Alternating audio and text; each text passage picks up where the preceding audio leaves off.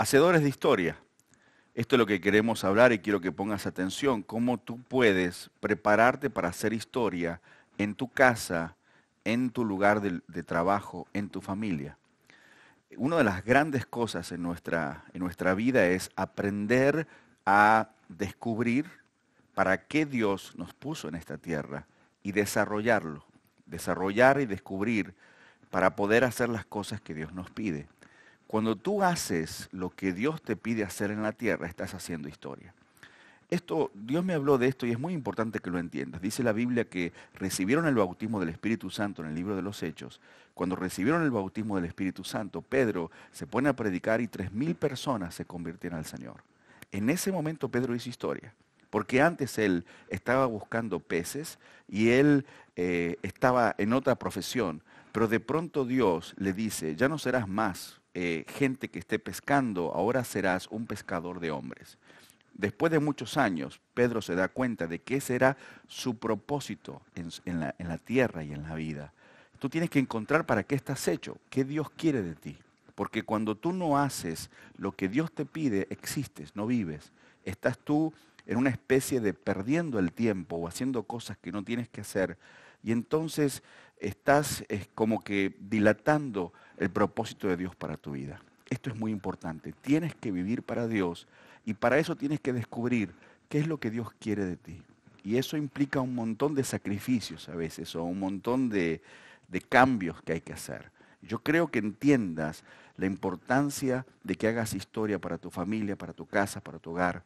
Y esto solamente lo puedes hacer cuando tú te sometes a Dios, cuando tú te rindes a Dios, cuando tú quieres hacer historia. Jesús dijo, los que vienen después de mí harán cosas mayores que yo. Cuando Pedro predica su primer sermón, 3.000 personas se entregan a Cristo. Antes no había ocurrido esto. Segundo sermón, 5.000 personas se entregan a Cristo. Después la iglesia comienza a orar y cuando la iglesia está orando hay un temblor. Estas cosas no ocurrieron cuando Cristo estaba en la tierra. Es como que ellos estaban haciendo historia. Hacer historia no significa estar en los libros de historia como Napoleón o George Washington o gente famosa. Hacer historia en cosas sencillas. Ser una buena madre para un hijo es hacer historia. Hacer la voluntad de Dios y servirle es hacer historia. El poder hacer cosas sencillas como ganar a alguien para el Señor es hacer historia. Predicar el Evangelio es hacer historia. Esto es importante y esto tienes que entender. Necesitamos hacer historia y esto es hacer la voluntad del Señor.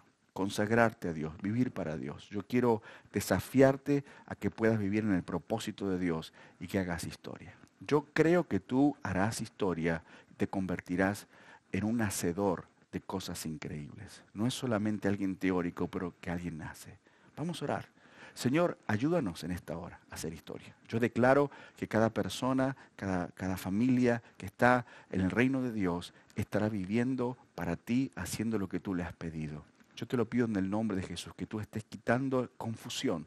Se va toda confusión, se va toda distracción y ahora tú penetras con tu presencia. Espíritu Santo, tú eres el que habla. Yo te pido que estés hablando los corazones, que dejen de hacer lo que no tienen que hacer para que hagan lo que tú los llamaste a hacer. En el nombre de Jesús. Y si tú escuchaste esta palabra, obedece a Dios, hazle caso a Dios y te va a ir bien. Haz historia.